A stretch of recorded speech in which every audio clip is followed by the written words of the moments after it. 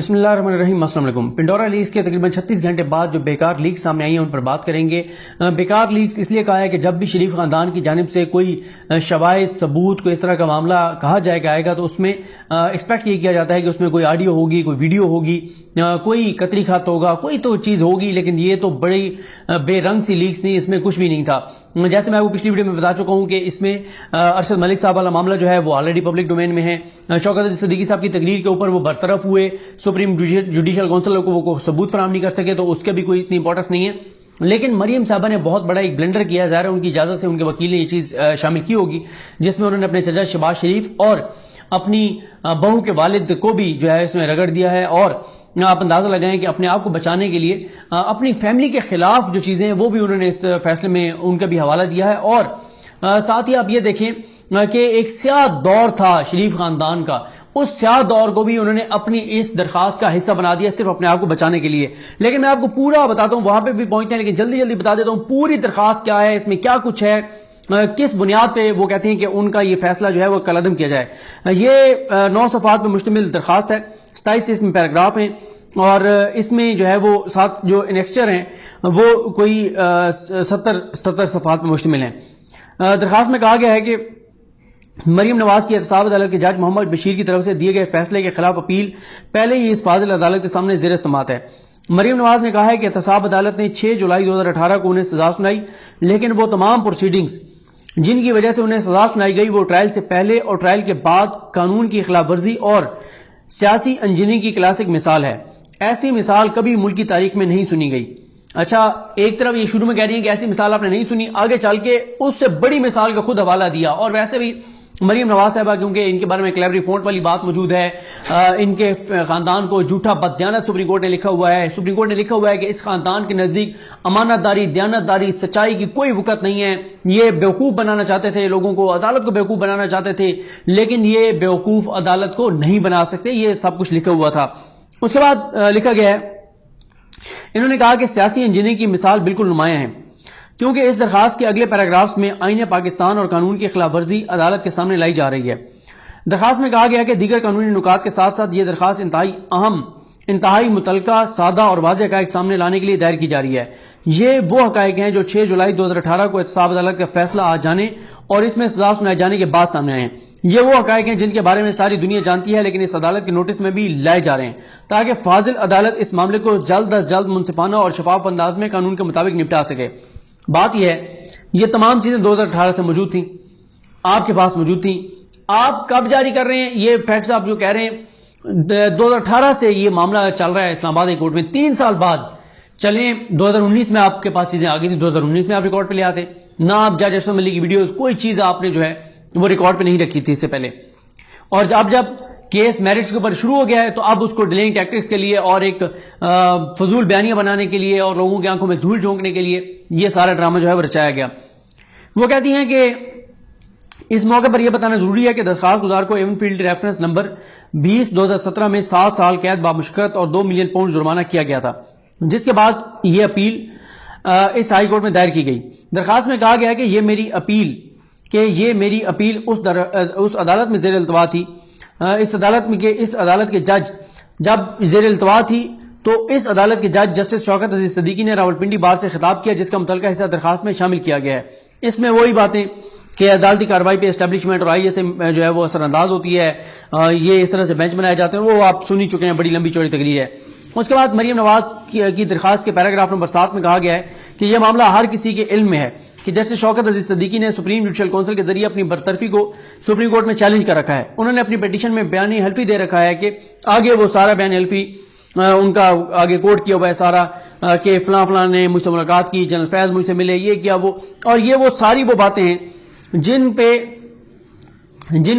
یہ ثبوت فراہم نہیں کر سکے سپریم جوڈیشل کونسل کو۔ سپریم جوڈیشل کونسل نے ان کو ثبوت فراہم نہ کرنے پہ ان کو عہدے سے نکالا، برطرف کیا، اور پھر انہوں نے اس کو جا کے سپریم کورٹ میں چیلنج کیا۔ مریم نواز نے اپنی درخواست میں لکھا ہے کہ شوکت عزیز صدیقی نے یہ درخواست سپریم جوڈیشل کونسل کی طرف سے 11 اکتوبر 2018 کو سنائے گئے فیصلے کے خلاف دائر کی ہے۔ جسٹس شوکت عزیز صدیقی کے خطاب اور ان کی درخواست سے واضح ہے کہ جنرل فیض حمید کو یہ مینڈیٹ نہ مسلح افواج نے دیا، نہ حکومت نے، اور نہ ہی ISI نے دیا تھا کہ وہ کیس بنائیں اور اسلام آباد ہائی کورٹ کے بینچوں کی تشکیل کروائیں۔ وہی حوالہ دے رہی ہیں اسی تقریر کے، اسی دعوے کا جو کہ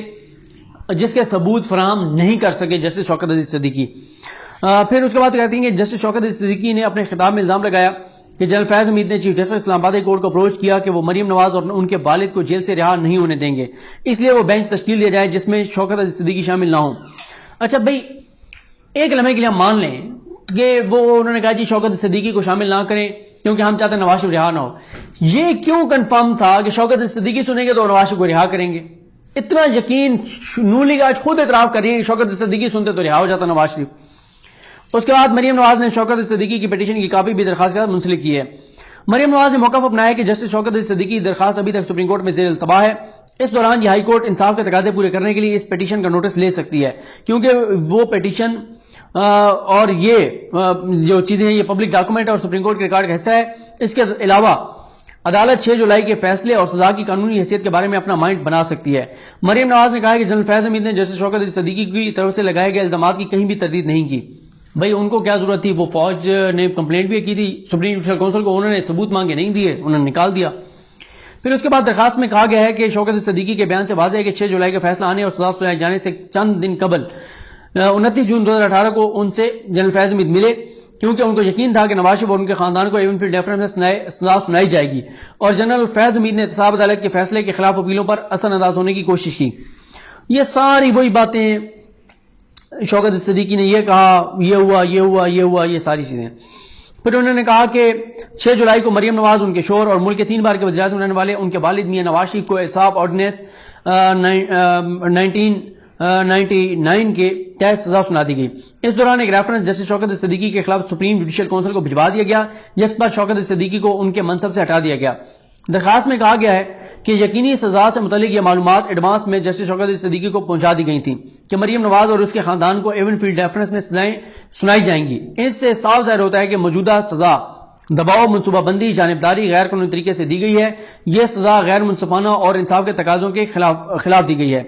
درخواست میں مزید کہا گیا کہ شوکت صدیقی کے بیان نے نہ صرف احتساب عدالت کے فیصلے کی غیر جانبداری پر سوال اٹھا دیے ہیں، بلکہ یہ بالکل واضح ہو چکا ہے کہ یہ فیصلہ دباؤ اور مینوپولیشن کر کے دیا گیا ہے، جس کی وجہ سے سپریم کورٹ کو وہ آرڈر بھی ہو سکتے ہیں جن میں نیب کو سابق وزیراعظم اور ان کے خاندان کے خلاف ریفرنس دائر کرنے کا کہا گیا۔ مینوپولیشن کیا ہوتی ہے، دباؤ کیا ہوتا ہے، فکس میچ کیا ہوتا ہے، وہ آگے انہوں نے اپنی درخواست میں خود لکھ دیا، جو انہوں نے بہت بڑا بلنڈر کیا ہے، تو وہ اس پہ آتے ہیں۔ پھر وہ کہتے ہیں کہ اس کے بعد ٹرائل کے دوران نیب حکام کا کنڈکٹ بھی واضح ہے، جس کے نتیجے میں 6 جولائی 2018 کا فیصلہ آیا اور سزا سنائی گئی۔ درخواست میں کہا گیا کہ یہ طے شدہ قانون ہے کہ صرف انصاف ہونا نہیں چاہیے بلکہ ہوتا ہوا نظر بھی آنا چاہیے۔ تاہم حقائق سے نظر آ رہا ہے کہ ایون فیلڈ ڈیفرنس کا فیصلہ انصاف کے ساتھ مذاق کا مترادف ہے، اس لیے درخواست گزار کی سزا ختم کی جائے۔ درخواست میں کہا گیا کہ نواز شریف اور ان کے خاندان کے خلاف نیب ریفرنس میں دباؤ کی ایک شہادت سابق جج احتساب عدالت ارشد ملک کی وائرل ویڈیو بھی ہے، جس میں انہوں نے دعویٰ کیا کہ ان پر نواز شریف کو سزا سنائے جانے کے لیے جو ہے وہ دباؤ تھا۔ فاضل عدالت اس میٹیریل کا نوٹس لے سکتی ہے، جس سے ظاہر ہوتا ہے کہ قانون و آئین کی سنگین خلاف ورزیاں کی گئی ہیں اور ٹرائل کے قانون کے مطابق شک کا فائدہ استغاثے کے بجائے ملزم کو دیا جانا چاہیے۔ یہ بات بھی پہلے اسلام آباد کورٹ میں بھی پینڈنگ ہے، یہ بات پہلے بھی آ چکی ہے، سپریم کورٹ اسے فیصلہ دے چکی ہے کہ اگر ارشد ملک صاحب کی ویڈیو کو ماننا ہے تو یہ کرائٹیریا ہوگا، اور نون لیگ کبھی بھی ان ویڈیوز کو عدالت میں خود نہیں لے کر گئی تھی۔ بعد میں ایک درخواست ضرور دائر کی گئی تھی العزیزیہ میں، لیکن جس طرح سے ان کو لے کے جانا چاہیے تھا عدالت میں، اس طرح سے آڈیوز اور ویڈیوز نہیں لے کے گئے تھے، کیونکہ انہیں پتا تھا کہ یہ ایڈیٹڈ ہیں اور ہم ان کو ثابت نہیں کر پائیں گے۔ اس کے بعد مریم نواز نے موقف اپنایا کہ پاکستان کی تاریخ سیاسی انجینئرنگ کے ذریعے حکومتوں کی تبدیلی کی مثالوں سے بھری پڑی ہے، یہ ہماری انتہائی بدقسمتی لیکن سچ ہے۔ مریم نواز نے نون لیگ کے رہنما خواجہ سعد رفیع کے مقدمے میں سپریم کورٹ کے فیصلے کا حوالہ بھی دیا ہے، جس میں کہا گیا ہے کہ نیب آرڈیننس جنرل پرویز مشرف کے فوجی دور میں لایا گیا اور اس قانون کے تحت کارروائیوں پر نیب کے حوالے سے تاثر ہے کہ اس کو سیاسی مخالفین کے بارے کے خلاف ہتھیار کے طور پر استعمال کیا جاتا ہے۔ نواز شریف اس کے بعد ہے، نہیں اسے پیپلز پارٹی 5 سال رہی، 5 سال نواز شریف اور نون لیگ کی حکومت رہی، یعنی پہلے نواز شریف شاطر نوازی تو اب ختم کر دیتے مشرف کا یہ قانون۔ درخواست میں کہا گیا کہ اس کیس میں بھی درخواست گزار کے ساتھ ایسے ہی کیا گیا۔ یہ ریفرنس جس میں مریم نواز کو سزا دی گئی غیر قانونی غیر آئینی ہے، اس لیے اس کو کالعدم قرار دیا جائے۔ درخواست میں کہا گیا کہ سپریم کورٹ کے 28 جولائی کے فیصلے کے نتیجے میں وزیراعظم سمیت پوری وفاقی کابینہ کو گھر بھیج دیا گیا اور آئین کے آرٹیکل 63(2) کی خلاف ورزی کرتے ہوئے وزیراعظم کو نااہل قرار دے دیا گیا۔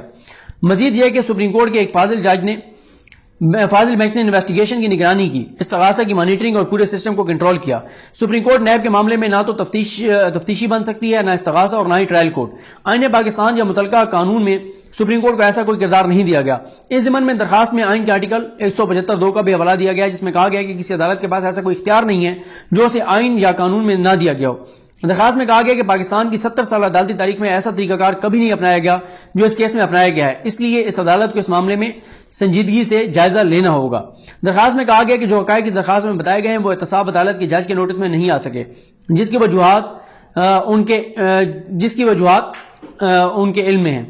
درخواست میں کہا گیا ہے کہ قانون کی سنگین خلاف ورزی سے بدنیتی صاف نظر آتی ہے، صاف ظاہر ہوتی ہے۔ یہ بھی کہا گیا کہ تمام پری ٹرائل کارروائی میں شامل افسران کی بدنیتی کو آسانی سے نظر انداز نہیں کیا جا سکتا، اور جج ارشد ملک کی طرف سے فیصلہ دیے جانے کے بعد کے حالات بھی سامنے آ چکے ہیں۔ کیا فاضل بینچ اس کیس میں شکایت کنندہ کا کردار نہیں دیکھ رہی؟ اس کیس میں نیب قانون کا آرٹیکل 18H بالکل متعلقہ آرٹیکل ہے۔ درخواست میں کہا گیا کہ جج ارشد ملک کا بیان منظر عام پر آنے سے بہت سے حقائق سامنے آئے اور ملک بھر کے پرنٹ اور الیکٹرانک میڈیا میں ان بیانات کو شائع اور رپورٹ کیا گیا۔ اس سے متعلقہ مواد بھی درخواست کے ساتھ لگایا گیا ہے۔ یہ حقائق پہلے بھی عدالت کے علم میں ہے، لیکن اس درخواست کے ذریعے دوبارہ عدالت کو آگاہ کیا جا رہا ہے۔ جج ارشد ملک کی ویڈیو میں بات چیت کی انگلش ٹرانسلیشن بھی عدالتی جائزے کے لیے منسلک کی گئی ہے۔ درخواست کے مطابق نیب آرڈیننس کی شکل 18 میں کہا گیا ہے کہ ریفرنس ظاہر کرنے کے لیے چیئرمین نیب کا فیصلہ یا اس کی رائے کی بنیاد مثبت اور مصدقہ مواد پر ہونا چاہیے، اور ریفرنس کی تیاری کے لیے تمام قانونی پروسیجرل سیف گارڈز کا خیال رکھنا چاہیے۔ اس لیے بعد